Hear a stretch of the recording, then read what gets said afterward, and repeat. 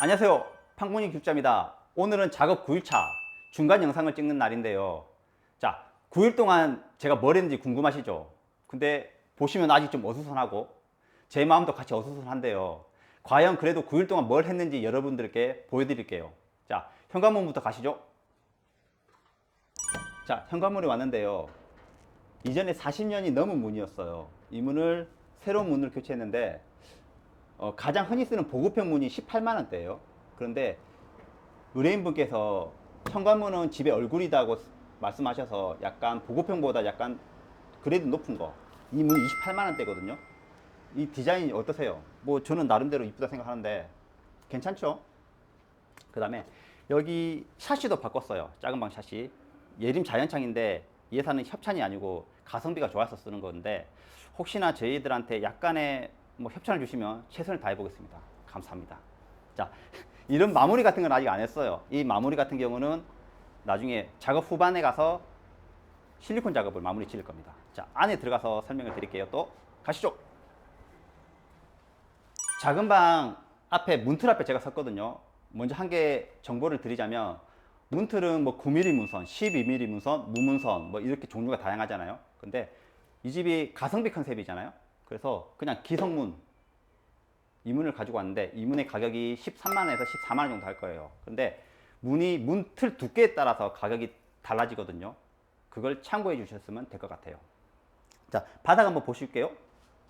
자, 여러분 이전 영상 보시면은 이 밑에 하부 턱이 있었어요. 근데 턱을 제거하고 나서 보니까 거실 쪽하고 방 쪽하고 단차가 2cm 정도 나는 거예요. 그래서 수평 몰타를 이용해서 바닥을 평평하게 만들었거든요.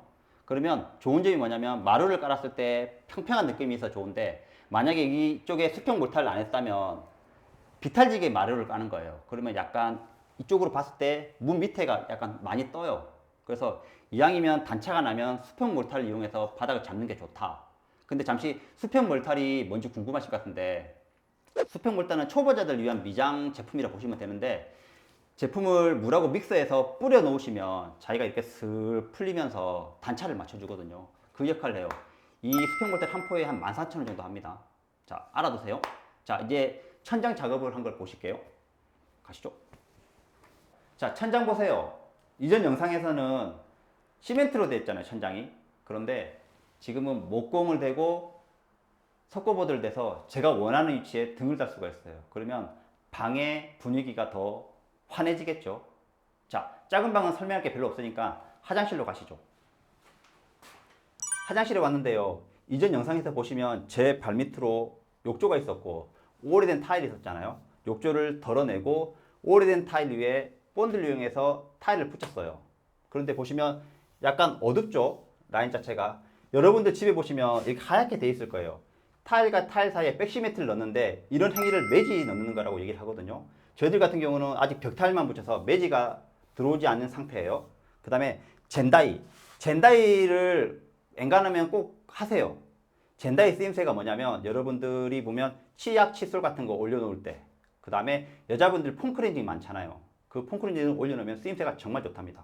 자, 이제 주방으로 가서 또 보여드릴게요. 따라오세요. 주방 쪽에 왔는데요. 여러분 이전 영상 보시면은 이쪽 편에 타일 대신에 시트지가 붙어 있었고 제가 집 디자인을 망칠 수 있다는 도시가스 배관이 있었거든요. 근데 그걸 다 철거를 했어요. 그런데 보시면 엄청 깔끔하죠. 제가 지금 흥분되고 있는 게 뭐냐면 지금부터 보여드릴게요. 여러분들 흔히 집에서 주방 시공하실 때 타일을 내서 벽면을 붙이잖아요. 그런데 타일의 단점이 뭐예요? 이런 타일이 붙을 때마다 이런 라인이 생기잖아요. 매지 라인이 생기는데 음식할 때 매지 라인에 때가 끼잖아요. 그러면 청소하기 엄청 어렵고 그래서 싱크대에 좀 돈 좀 투자하신다는 분들은 이런 미드웨이를 전부 대리석으로 다 발라요. 12mm 대리석을. 그런데 저 같은 경우는 6mm 대리석을 했다는 거예요. 근데 여기서 더 놀라운 건 한 판, 두 판을 저는 30만 원에 사와서 붙였거든요. 여러분들 이런 타일 이용해서 붙이면 거의 한 25만 원, 30만 원 들 거예요. 그런데 저 같은 경우는 타일 안 쓰고 이 6mm 대리석을 써서 가성비 있게 만들었다. 이 부분을 저는 목소리 높여서 외쳐보고 싶은 거죠. 이쪽에서 심혈을 많이 기울였으니까 다음 현장에서도 어떻게 또 적용되는지 한번 봐주세요. 그리고 한 가지 더, 여기 벽수전이 있었잖아요. 벽수전의 쓰임새가 여기 쓰면 디자인을 해치죠. 그래서 아래로 내려서 입수전으로 교체를 했어요. 자, 거실 한번 보실게요. 거실을 찍기 전에 카메라 앵글을 돌려서 장판을 찍는데, 이 장판을 왜 찍냐? 여러분들 철거할 때 장판 버리지 마세요. 왜냐면 마루를 깔 때 바닥에 보양을 해야 되거든요. 그 보양을 왜 해야 되냐? 다음 공정들이 있을 거 아니에요. 공정을 하다 보면 바닥에 보양제를 안 깔면 기스가 난다든지 오염이 되겠죠. 그걸 방지하기 위해서 이런 장판을 놔두면 그대로 사용할 수가 있는 거예요. 보양지를 사려면 한 이 집 15평 같은 경우는 한 5만 원 정도 들거든요. 그 돈도 아끼면 얼마나 좋아요. 그게 바로 가성비 아니겠어요? 그 다음에 이 벽 보시면 좀 이상하죠, 벽이. 원래 이 벽이 600이었는데 저희들이 장이 500이거든요. 그러면 10cm 정도 나오면 보기가 싫잖아요. 그래서 이 단면을 잘라서 500을 맞춘 거예요. 그러면 저 붙박이장이 저 끝에서부터 일자로 쭉 떨어지겠죠. 그래서 제가 이렇게 작업을 했답니다. 자, 그 다음에 거실을 소개시켜 드릴게요. 자, 거실 부분에 왔는데 이 거실 부분 기억나세요? 천장에 시멘트 벽이었잖아요. 그 다음에 덩이 덩그러니 달려 있었고, 이 집은 다른 집에는 필요 없는 천장 작업을 했거든요. 천장 작업을 하면서 좋은 점이 뭐냐? 이런 구멍 보이시죠? 이런 타공을 해서 제가 원하는 위치에 등을 박을 수가 있어요. 이렇게. 그러면 제가 원하는 위치에 박으면 밝기도 같이 조절이 가능하겠죠. 이 천장 6개 보이시죠? 여기는 하얀색 밝은 빛을 달 거고, 이런 테두리 쪽은 따뜻한 느낌의 등을 달 거예요.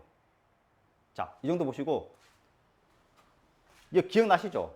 제가 샤시를 달게 되면 문을 닫았을 때 반 정도를 사용 못 한다고 제가 말씀드렸죠.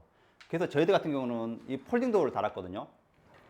자, 이 정도 크기의 샤시라면 거의 한 30만 원 정도 나올 거예요.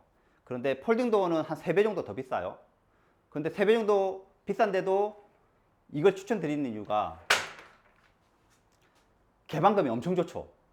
좁은 평수에서 조금 넓게 쓰려고 하면은 개방감이 더 좋아야 된다 생각하거든요. 그게 삶의 질이 조금 높다고 생각하고, 그리고 저희 같은 경우는 저 현관 입구 쪽에 전부 붙박이장이 많이 들어올 거라고요. 그러면 엄청 깝깝하겠죠. 그래서 최대한 개방감을 주기 위해서 이렇게 폴딩 도어를 달았는데, 이 폴딩 도어 안에 지금 유리가 없죠. 이 유리가 의뢰인분께서 브론즈 유리를 넣고 싶다고 해서 브론즈 유리를 넣을 건데, 브론즈 유리가 뭐냐면 동이잖아요. 동, 브론즈가 약간 갈색의 유리가 있어요. 그 유리를 달면은 외부로부터 약간 내부가 많이는 되진 않는데 내부가 투명 유리보다는 좀 좋다. 그 점을 말씀드리고 싶은 거죠.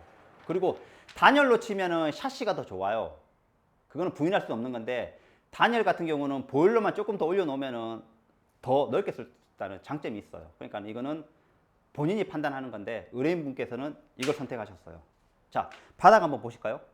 이전에는 베란다 쪽이고 방 쪽이었잖아요. 그러니까 단차가 엄청 많이 쳤어요. 그래서 수평 몰타를 이용해서 단차를 맞췄고요. 단차를 맞춰서 이제 마루가 깔리고 이러면 이제 경계석 없이 편하게 왔다 갔다 할 수 있겠죠. 그 다음에 제가 이전 영상에서 방을 에폭시를 깐다고 얘기를 드렸거든요. 그런데 이 에폭시가 상업용으로 많이 쓰는 거잖아요. 이런 온돌 쪽에 쓰는 거는 없어요. 그래서 제가 한번 의뢰인과 얘기를 해서 진행을 해보려고 했는데, 에폭시의 단점이 있죠. 변색이 되는 거랑 들뜸 현상이 있다. 이 문제도 의뢰인분도 알고 있었어요. 그래도 에폭시 한번 해보자 라고 의뢰인분께서 말씀을 하셨는데, 이 문제가 발생될 수도 있다는 소지가 있을 것 같은데, 이게 유해성이 문제가 되는 거죠. 그러니까 얼마나 어느 온도에 유해성이 많이 나오는지 몰라서 제가 에폭시 제조사에 전화를 해봤거든요. 그러니까 에폭시 제조사도 그 유해성에 대한 데이터가 없는 거예요. 그래서 섣불리 이걸 깔았다가 문제가 될 수 있을 것 같아서 방향 쪽에는 그냥 마루를 깔기로 결정을 했고요. 이쪽 같은 경우는 에폭시를 깔기로 결정을 했어요. 여기는 비난방이잖아요. 베란다를 타일로 깔기보다는 에폭시를 깔아서 깔끔한 느낌과, 그 다음에 외부로부터 물이 치우면은 이제 깔끔하게 바로 닦을 수도 있고 관리하기 용이하다는 거죠. 자, 세탁실로 가시죠. 이전 영상에서 보시면 잘 담겼는가 모르겠는데 이쪽 부분에 세탁기 호스를 꼽는 유가가 있었어요. 그래서 이 전주인분도 세탁기를 앞쪽으로 내서 썼더라고요. 그러면 저희들 같은 경우는 폴딩 도어를 놓는 이유가 뭐예요? 개방감을 좋기 위해서잖아요. 그런데 세탁기 앞에 넣으면 엄청 깝깝하겠죠. 그래서 그걸 세탁기를 뒤로 넣기 위해서 이렇게 배관을 이쪽으로 옮기는 작업을 했습니다. 그리고 벽면 같은 경우는 집주인께서 수성 페인트를 칠하실 거예요. 자, 지금까지 9일차 작업을 보여드렸는데 안에 들어가서 마무리 짓도록 하겠습니다. 9일차 작업을 제가 지금까지 보여드렸는데요. 9일차 이전 작업은 철거, 샤시, 폴딩, 천장까지 작업을 했다면 앞으로 작업은 마루, 도배, 싱크대, 욕실까지 하면 마무리가 될 것 같아요. 그러면 그땐 정말 깨끗한 모습으로 다시 찾아오도록 할게요. 여러분, 오늘 영상 좋았지요? 구독과 좋아요 눌러주세요. 여러분, 안녕히 계세요.